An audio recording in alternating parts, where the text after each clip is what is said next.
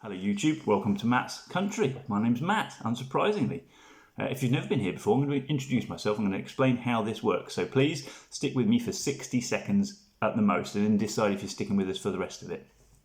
This is a one-take video. There are no edits, no trims, no bullets whizzing past, no roll music, no titles, no sponsorship. Nobody sent me any money, no freebies. I'm not giving anything away. This is a bloke in the countryside recording stuff on a cheap Chinese phone, which is currently balanced on top of a tin of dog food, balanced with a Tesco black beans in water can of food, and 4 tea coasters holding the phone at the right angle, which is very unprofessional. I realise that. I don't have any special graphics, as you can tell.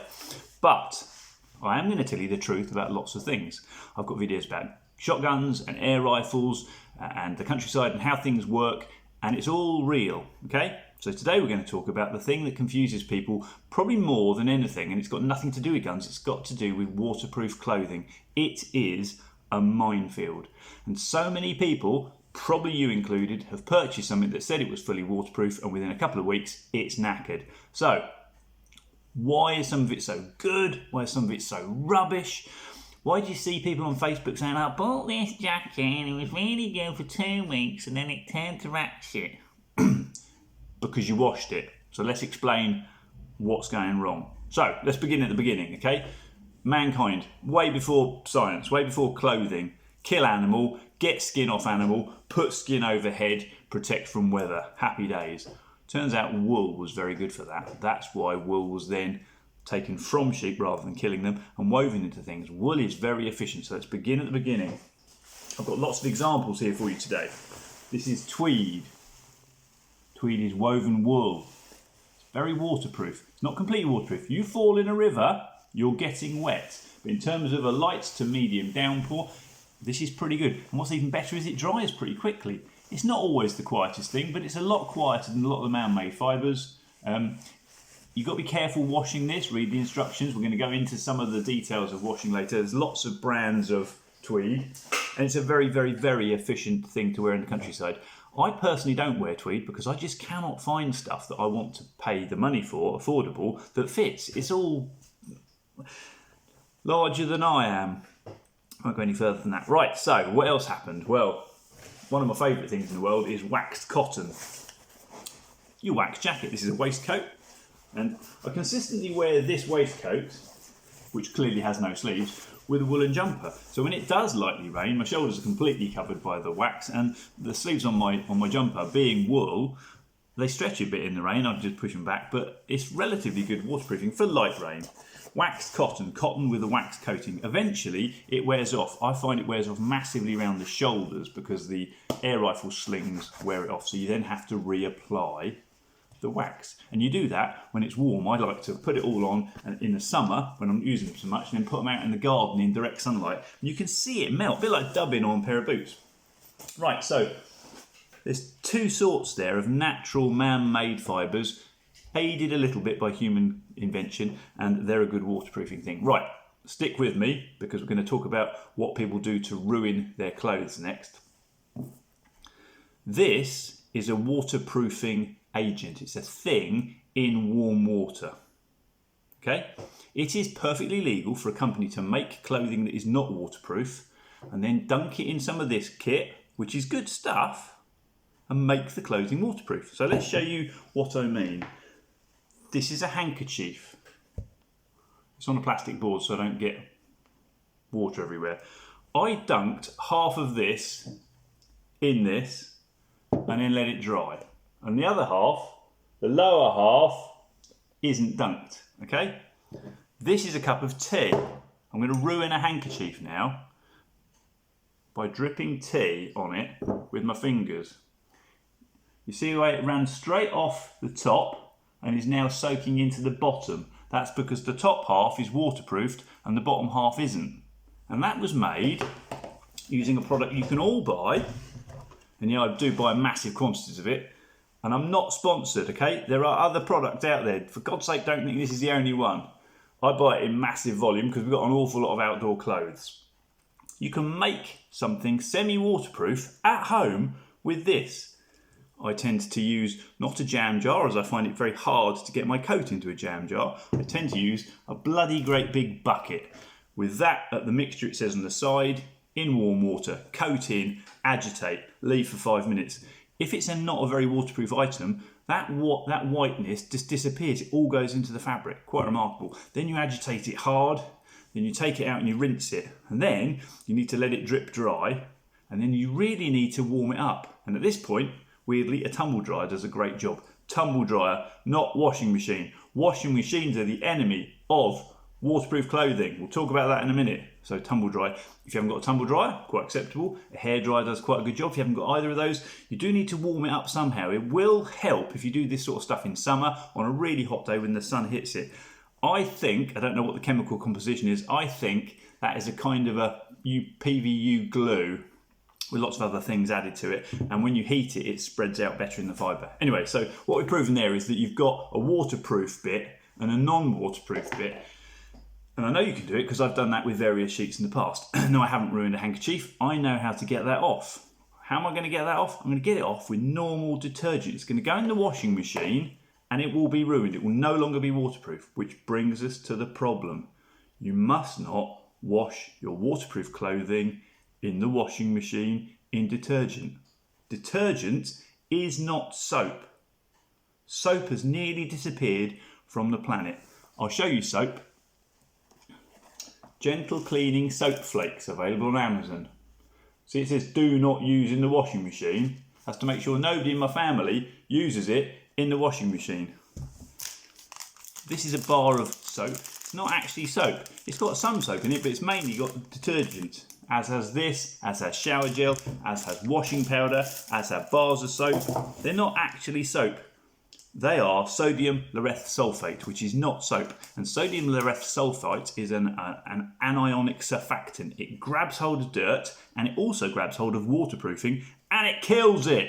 So don't put your waterproof clothing in the bloody washing machine. And you can't put this in the washing machine because if you mix proper soap with detergent of any sort, it turns to a rubbery, sticky gum. They are enemies. So, once again, other brands are available. Tech washes exist to clean your clothes. Now, in theory, you put this in your washing machine and you put your clothes through it, your waterproof clothes. The problem is there is still detergent in your washing machine. Even if you run it 3 times empty, there's still detergent. And it is detergent, it's not soap.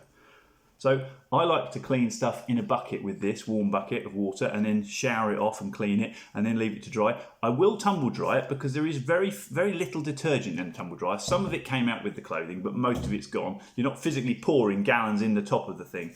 That drawer in your washing machine is full of detergent. If you take it out and scrub it with a brush, it's up underneath in the nozzles where it's splashed, it's in the tubes, you can't get to it. Please don't wash your waterproof clothing in the washing machine.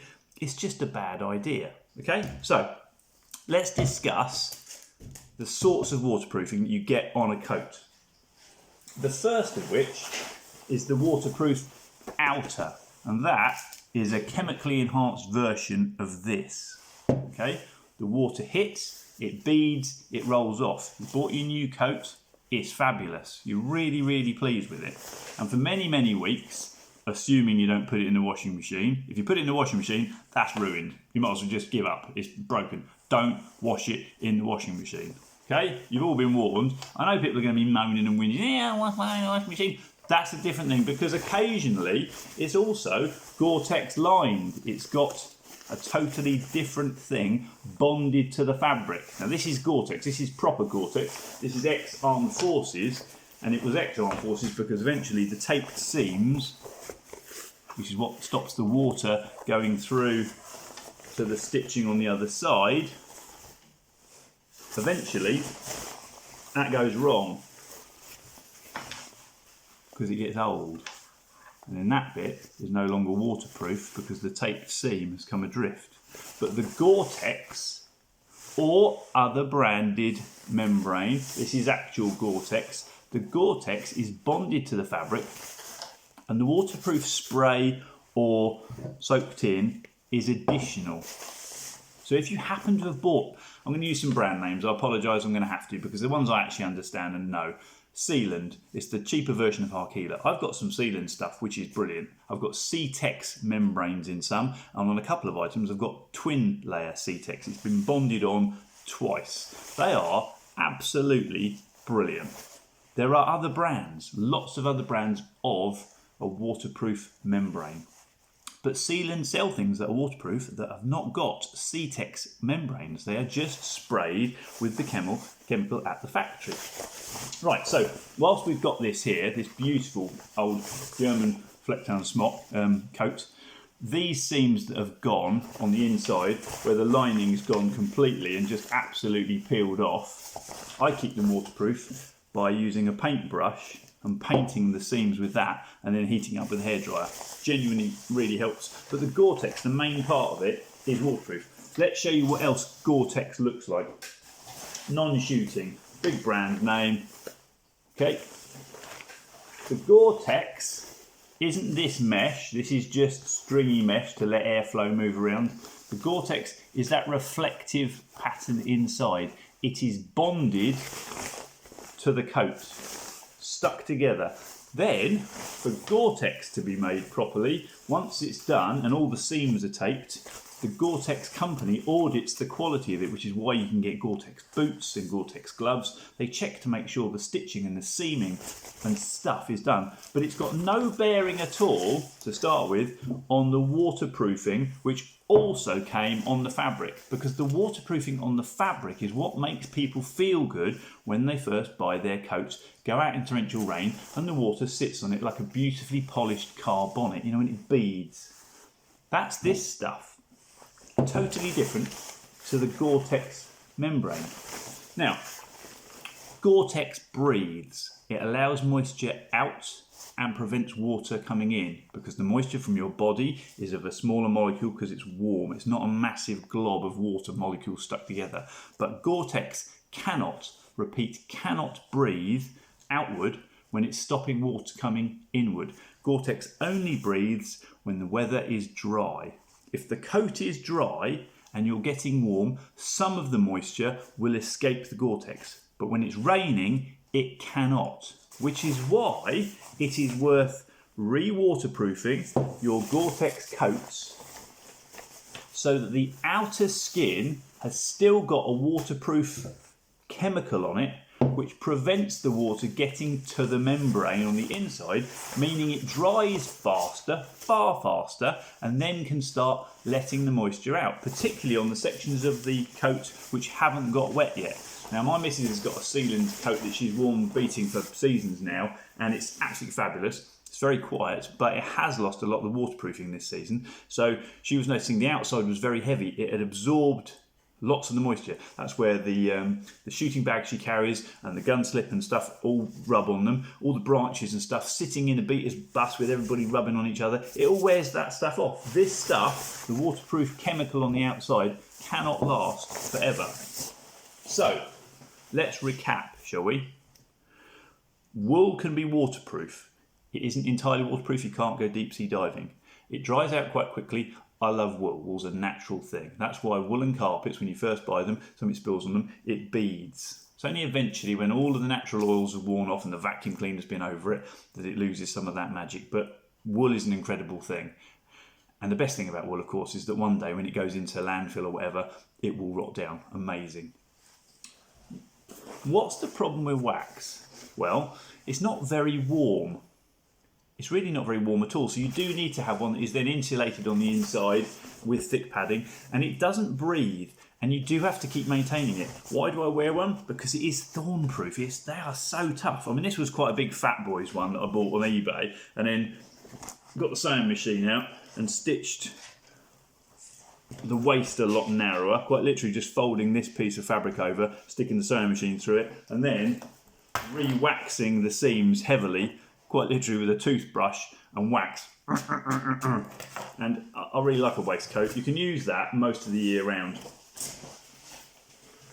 Tweed is quite warm, I'll be honest, it's quite a warm thing.